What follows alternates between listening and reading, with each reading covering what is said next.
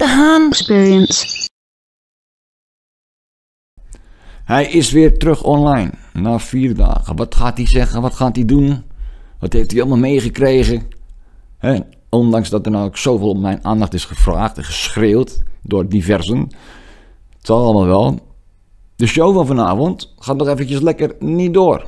En wil ik je wel een beetje info geven, want het gaat hierna deze korte introductie komen. Maar we zijn weer iets veel groters en interessanters en voor mij relevanters op het spoor. Er zijn er gewoon hele bijzondere dingen aan de gang. En die zeggen mij zoveel en dus mijn publiek ook zoveel, zometeen.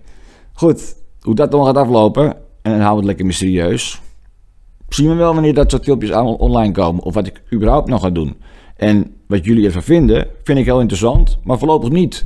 Want de reacties onder mijn video's staan voorlopig uit. En die blijven uit. Want een groot deel van de altijd positief reagerende community is inmiddels een keiharde troll gebleken natuurlijk. Wat ik eigenlijk al van het begin al aangeef en wist. Dus ik heb de chat community in die zin, ik draag een warm hart toe, maar ik hoef er niet per se bij te hebben als het maar voor 80% het charlatan bestaat. Dus zullen de goede helaas even onder de slechte moeten lijden.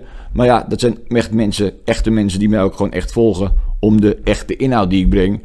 En is de rest inderdaad een aantoonbare troll, overheids, weet ik veel wat, agent, geheimagent, weet ik veel wat voor sectelid jullie allemaal zijn.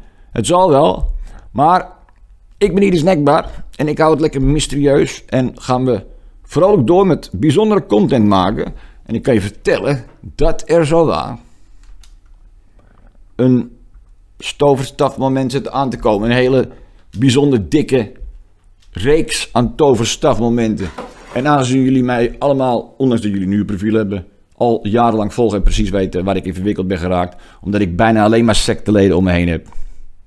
Weten jullie precies waar die toverstaf voor staat?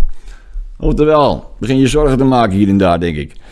Voor de rest, mensen, heb je natuurlijk op deze video geklikt, ongetwijfeld, omdat je mij wil horen praten over fake alien invasions. En daar ga ik je ook nog bijzonder zoveel over vertellen. Ik zal je niet helemaal teleurstellen. Ik zal je nu een video geven waarin het een en ander in 10 minuutjes bijzonder duidelijk wordt. Hoe ik erin sta en hoe men erin zou moeten staan. Daarnaast nog een link onder deze video met een hele interessante podcast van Donut. Met heel veel informatie over deze secten, hun rituelen en wat er op dit moment gaande is in onze wereld. Heel veelzeggend, mensen. Een fijne avond.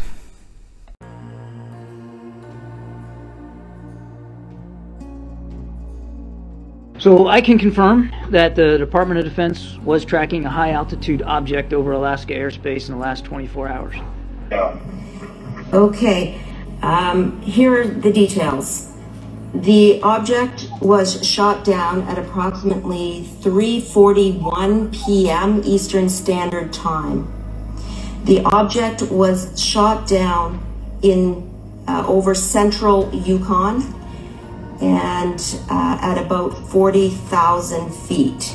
In terms of the description of the object, we believe that the object is cylindrical in shape. The object was flying at an altitude of 40,000 feet and posed a reasonable threat to the safety of civilian flight. Yesterday, NORAD confirmed that an unidentified object entered unlawfully Canadian airspace. It represented a reasonable threat to civilian aircraft, so I gave the order to take it down. Canadian and American fighter jets were scrambled, and an American F-22 successfully shot down the object. Recovery teams are on the ground looking to find and analyze the object.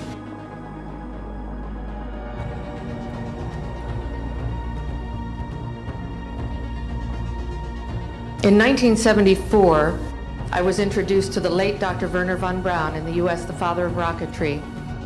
He said to me, "Carol, you will stop the weaponization of space.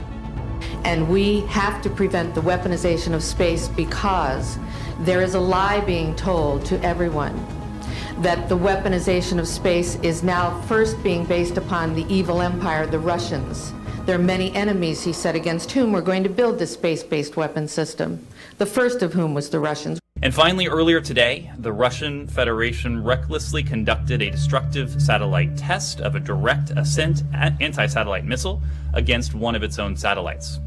The test has so far generated over 1,500 pieces of trackable orbitable debris and hundreds of thousands of pieces of smaller orbital debris that now threaten the interests of all nations. In addition, this test will significantly increase the risk to astronauts and cosmonauts on the International Space Station, as well as to other human spaceflight activities.